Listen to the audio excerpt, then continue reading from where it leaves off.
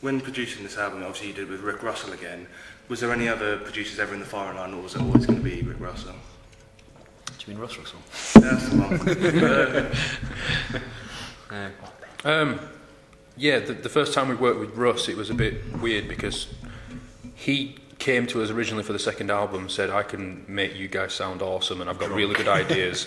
And we kind of laughed at it and dismissed it, but when we got into the studio, it was obvious he knew exactly what he was doing right from the get-go. But obviously there was that little bit of period of time where you were working each other out, how we both work, the hours you want to put in, all that kind of stuff. It was a really, really easy choice to go with him again for this third album, purely because he works so well with us and vice versa. But this time around we got more out of it because we didn't have that little honeymoon period of figuring each other out. It was just straight in, cutting to the chase, straight in, first day, 2 tracks down. So it was really, really good. Good. How easily do you feel the new songs slip into your set list next to all your old ones? So easy. If it does feel a lot easier. Since we did Nations, we struggled to feel out where to put Nations songs in the set list because they were so different from the Grave stuff. It was hard to. They weren't as fun to play live. It felt. A couple of them were like Nations. In fact, the Tar Track's really fun to play live, but the rest of them just. I never imagine them being fun to watch a band play and just going, this isn't that fun. And with the new one, every single track, I want to play them all. I think we want to play them all. We just want to play the full album. I think on the new album there are certain tracks that are spiritually the big brother of tracks that we did on Into the Grave. It's like we've taken a format and elaborated on it a little bit and made it beefier and bigger, and I think that'll all become apparent when people hear the rest of the tracks on the album. Yeah. The two really go closely hand in hand. There's a lot of elements on the new album which you think, I remember that kind of feel from Grave. It's a little bit simpler than Infected Nations, a little bit more stripped back, and I think it works to our advantage this time around. Yeah. One thing we did say, sort of like when we actually listened to the new album all the way through for the first time, was shit, which of these songs are we going to leave out of the set? You know, because we were just so excited about playing them all. So that was a good sign. That was definitely a good sign. And they are songs as well. Yeah. I think for the first time we've actually got songs. They don't just feel like a bunch of riffs just thrown together for a laugh. They feel like actual songs. Cult. Cult's an actual song. It feels like a proper song, and we're so proud of doing that. It's amazing. It's like the first time we've had just proper music. It feels like it's great. All the vocal harmonies and whatnot. Got a bit carried away with one of them. All the madrigals. Yeah, we went a bit Freddie Mercury at one point. But yeah. 17 guitar layers and stuff like that. It's fantastic. It's just fun. Just good. It's good to have songs that feel fun to play, that are just going to translate to a live audience really well, and they just feel like they're going to slot in with Grave stuff. No problem. If not, actually the best way I can think of putting it, it's like Enter the Grave's older, wiser, bigger, harder brother showed up and just gone, I'll take care of this, son, step out. That's what it feels like to me, this stuff. Yeah. You were once named the leader of the Thrash Revival by Kerrang. Do you feel that you have to live up to that mantra, or have you moved away from that now and you've become your own entity? I think it was a very, very bold statement on their part to label us as that, because there's so many other bands in our kind of genre doing, I don't want to call it a revival because it never went away, but you know, the new wave of thrash kind of thing. And if they're willing to say that we're carrying the whole revival on our shoulders, it gives us that kind of stigma, whereas we kind of have to play like we've got something to prove, but among ourselves we don't have anything to prove. We're just doing this because we want to do it. But if people consider us to be at the forefront of it, then that's only good for us, surely. Yeah.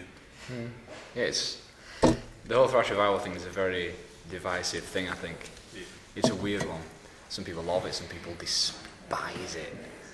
But some people just go, nah, as long as it's good music, they don't care. I think I fall into that middle category of as long as it's good music, not bothered. Because there's a lot of these thrash bands. I mean, obviously people that say the same about us, just go, they're shit.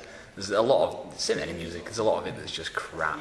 1 out of every 10 bands is good, I think. And that's a general rule across music, I think. Especially nowadays, there's so many bands, but I don't know, the revival thing's a funny thing. I think we kind of fell into it when we started doing it, because we were doing that. We were doing thrash metal all the time. Ooh, thrash is cool, and it's just what we were like. It's just what we wanted to write and do. And as you get into it more and more, it's the same with growing up. I think we've just grown up a bit. We want to do more things and want to write better songs and not just play E dead fast all the time. I think a lot of it is to do with longevity as well. A lot of the thrash bands might not be around that much longer because they have got that, I don't know, that mentality of, yeah, party thrash all the time, blah, blah, blah, and at some point you've got to think about how viable you are in the industry that you're working in.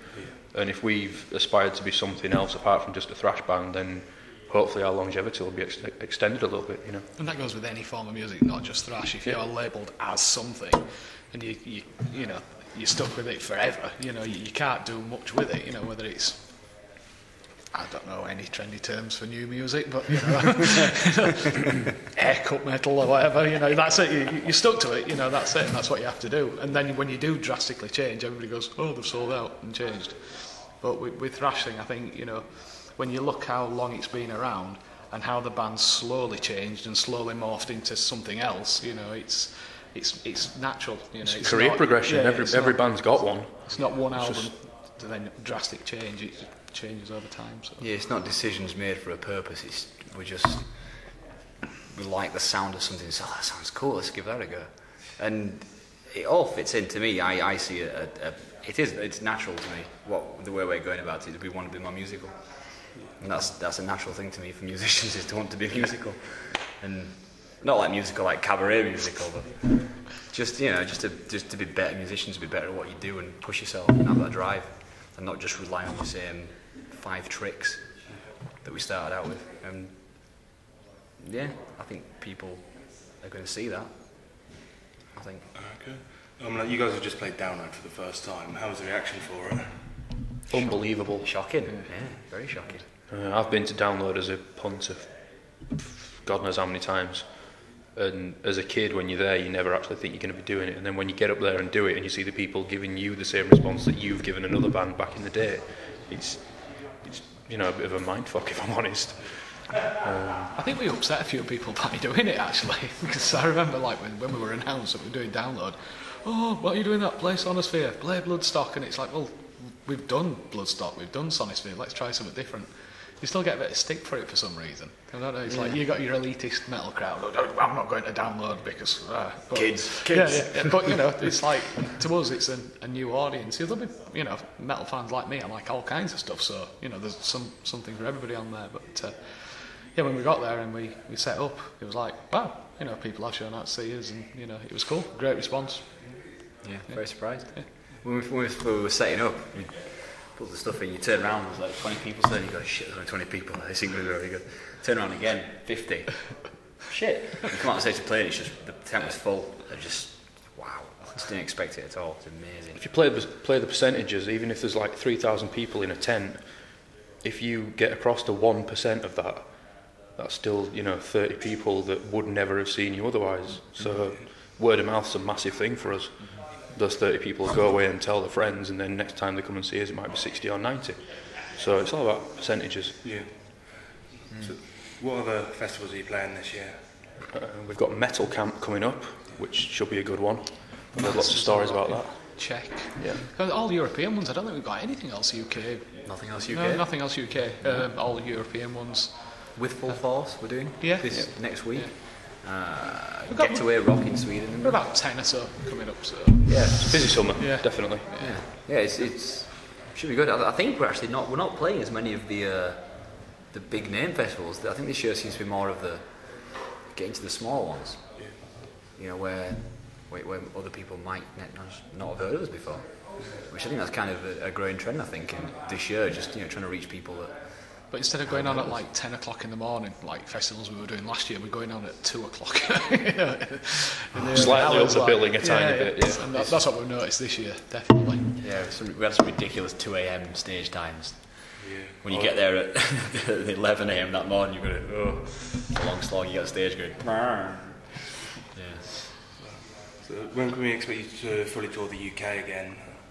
I'd hope end of this year. Yeah. We hope, but there's nothing. There's no plans, nothing yet that's come through. I think we will in one way or another. Yeah, we will, definitely. We just don't know what we're doing yet. I think it depends how the album's received when it drops September 26th. it could go massive, in which case we might get snapped up for a big tour. Or if it doesn't, we'll just be doing what we normally do and gig as far afield and to as many people as we can. Cool, that's everything. Thanks, guys. Cool, thank you very much. Cheers. Cheers, dude. Cheers. Cheers. Thanks very much indeed. Thank you. Thank you.